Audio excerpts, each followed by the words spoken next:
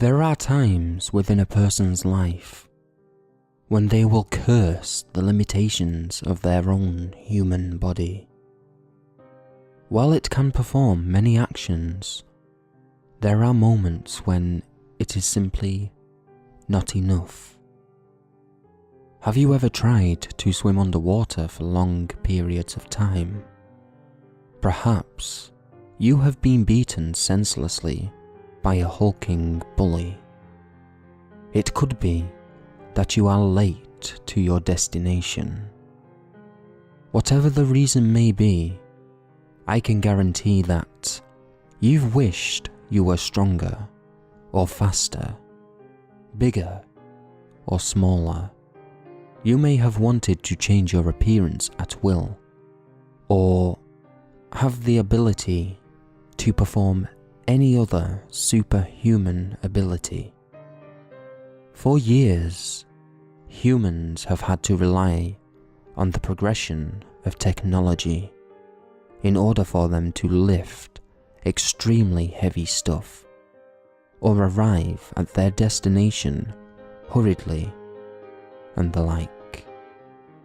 But what if I told you you could gain these superhuman abilities for yourself?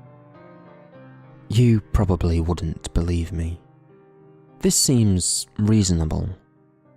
As a matter of fact, I would doubt your sanity if you did believe me. But for those whose sanity has slipped, there is a way to be granted with what you wish. The ritual to do so is not particularly difficult. No, the hard part comes afterwards, and those who have gone through the ritual never lived their life the same way again. The ritual begins with you locating an area in which you would be alone for miles. When you do find such a place, you must fall onto your knees and repeat clearly the phrase, "Let it be known that I have forsaken the path of holiness and call upon the King whose throne lies on the sea," twice. If the King has heard you, he will summon himself before you. He will command you to stand and will then ask for your wish. You can then ask for whatever human augmentation you would like, but you can only pick one. Additionally, make sure you speak very clearly.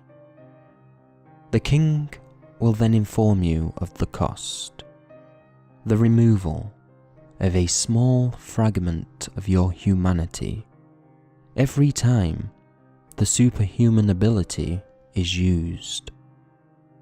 He will then extend his hand. This is an extremely crucial point in the ritual. The extension of the hand is his offering of a handshake. Now, you can decide to withdraw from the deal, in which case he will inflict a large cut on your hand. The King does not like those who waste his time. Alternatively, you can accept the deal, in which case you are to shake his hand. Choosing the latter option will instantly grant you whatever it is you wished for, and the King will go back to his throne. This is the end of the ritual. As mentioned before, at any point you activate your ability, you will lose a small fragment of your humanity. The smart ones tend to be very economical with their power usage as a result, or at least they start off that way. At some point, anybody who has an ability that surpasses that of other humans tend to end up abusing it. Even though it is through tiny fragmentations, their humanity withers away inevitably. There will be a time when the person with power subtly but surely morphs into a creature that represents their ability and their personality. But the person with the power will not notice this, for they have fallen deep within the recesses of their own foul nature. All those people will know is how to use their power for their advantage. Before long, they will have completely mutated into a subhuman beast with no knowledge of who they are and where they came from. They will be slaves to their own power. The first ever case of this deal with the king occurred with a man who grew jealous of his brother's strength. These brothers were the great-grandsons of a man humans refer to as Adam. Furthermore, it passes down through several books that Adam met the king, who tricked him into eating a forbidden fruit. To this day, the king continues to make deals with humans who seek power greater than they can handle, and they continue to transform into unknowledgeable creatures.